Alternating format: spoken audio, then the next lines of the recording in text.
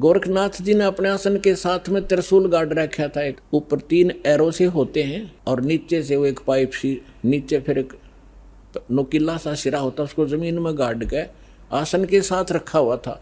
6-7 foot ऊंचा त्रिशूल। गोरखनाथ जी ने कहा कि यदि तू मेरे साथ वार्ता करना चाहता है कबीर जी, तो आइए मेरे समान आसन में आ जाइए। नाथ जी वहाँ से उठे जमीन से और त्रिशूल के ऊपर जाकर विराजमान हो गए। हाँ, ये देखिएगा, ये त्रिशूल पर बैठे हैं। फिर परमात्मा ने क्या लीला की कि कबीर जी ने कहा कि गोरखनाथ जी, आपकी और हमारी बात ज्ञान चर्चा की थी, गोष्ठीकरण की थी। ये बाजीगर वाला काम हम नहीं जानते और ना ये पसंद है, ना ये दातम मार्ग में इसकी कोई वैल्यू है। आप नीचे बैठ के और चर्चा करता कि जनता को पता चले सच्चाई का। तो गोरखनाथ जी कहते हैं तुम्हारे पास कोई है तो आइए मेरे समान बैठकर चर्चा कीजिए, नहीं तो हार स्वीकार कर लीजिए। अब उनके पास तो एक दाव था यो। तो परमात्मा बोले अच्छा ठीक है। वह कुकड़ी निकाली जेब मत, वह रील धागे की, और एक सिरा पकड़ लिया और उसको ऐसे छटक दिया परमात्मा ने।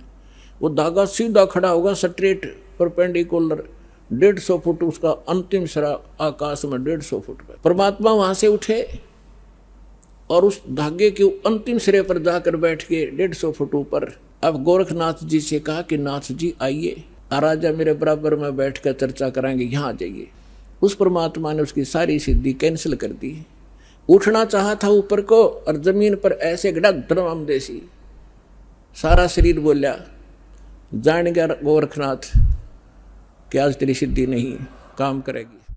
अब गोरखनाथ ऐसे बैठा जैसे पैरालाइसिस हो जाता है इंसान को, टस मस नहीं हो पा रहा। तब गोरखनाथ जी ने कहा कि आ जाओ कबीर जी, नीचे आ जाओ, अब मैं समझ गया आपको, अब चर्चा करेंगे।